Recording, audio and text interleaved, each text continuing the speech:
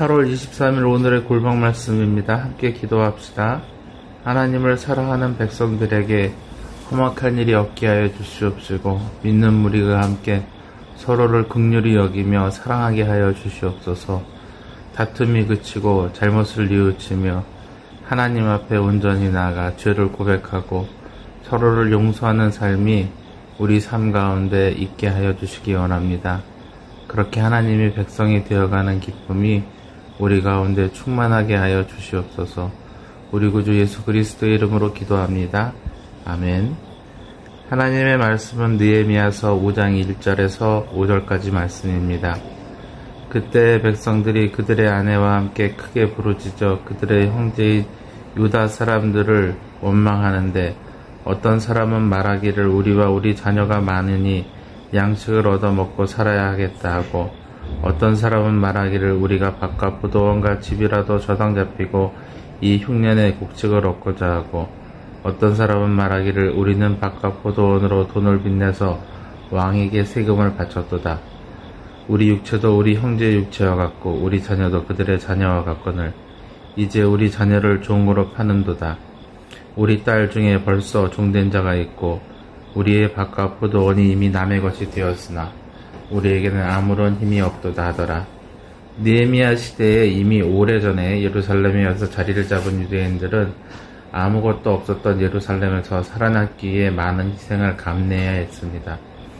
그들에게는 넉넉한 재산이 없었습니다. 그들이 가져온 것들은 사실상 주변의 지배자들에게 빼앗기고 남은 것들이었습니다. 그들의 남은 것들과 느헤미야가 황제에게 부탁해서 받은 것들로 성벽을 재건하려고 했던 것입니다. 그런데 공사의 기일이 방해자들의 위협 때문에 점점 늦어지고 있었습니다. 그러자 그들은 경제적인 어려움까지 겪게 된 것입니다.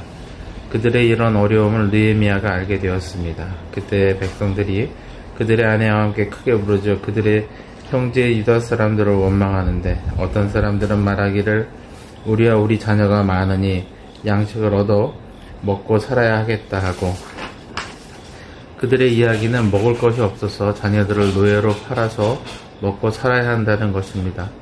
그들이 가난해진 것은 부유한 사람들이 자신들의 가진 것으로 돕지 않았기 때문입니다. 성벽을 쌓아야 더 이상 손해를 막을 수 있었기 때문에 시작한 공사이지만 그들에게는 재정이 있습니다. 어떤 사람은 말하기를 우리가 밭과 포도원과 집이라도 저장 잡히고 이 흉년에 곡식을 얻자 하고, 어떤 사람은 말하기를 우리는 밭과 포도원으로 돈을 빚내서 왕에게 세금을 바쳤도다. 작황도 좋지 않은데 그들은 세금도 내야 해서 가진 땅도 팔고 자녀도 팔아야 할 형편에 처한 것입니다. 심지어 그들 가운데는 이미 땅도 자녀도 모두 판 사람들도 있었습니다.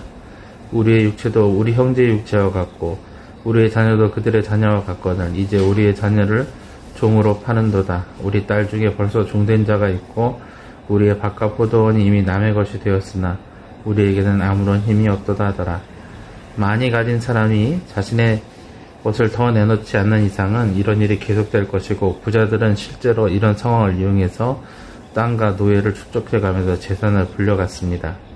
그러나 이것은 하나님의 법이 아닙니다. 이스라엘 사람들은 율법에 의해서 동족인 유대인들을 종으로 삼을 수 없었고, 자신의 유업인 땅을 잃으면 가까운 친척들이 그를 구제해야 할 의무가 있습니다.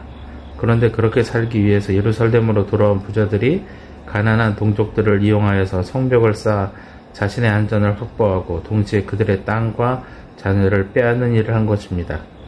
그들은 하나님을 섬기러 왔다고 했지만 그렇게 살지 않았습니다. 이것은 큰 문제였습니다. 성언을 행하지 않는 것, 그러니까 하나님의 백성이 하나님의 법을 지키지 않았다는 것입니다. 이런 일이 알려지는 것은 너무나 당연한 일인데 그들은 서슴없이 이 일을 저지르고 있었습니다. 우리가 이 땅에 사는 동안 우리는 하나님의 백성으로서 하나님의 사랑을 배반하지 않아야 합니다. 그것이 하나님의 법이기 때문입니다. 이웃을 사랑하는 것도 마찬가지입니다.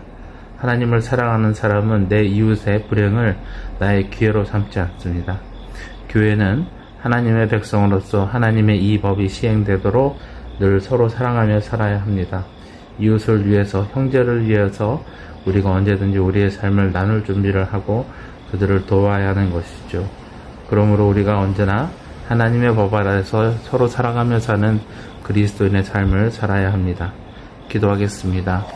주님, 주님께서 베풀어 주신 것을 늘 기억하게 하여 주시옵소서. 내 것이 아니라 주님께서 베풀도록 나누신 것을 기억하며 하나님의 것을 하나님과 하나님의 백성에게 온전히 섬김으로 돌릴 수 있게 하여 주옵소서. 우리 주님 예수 그리스도의 이름으로 기도합니다. 아멘.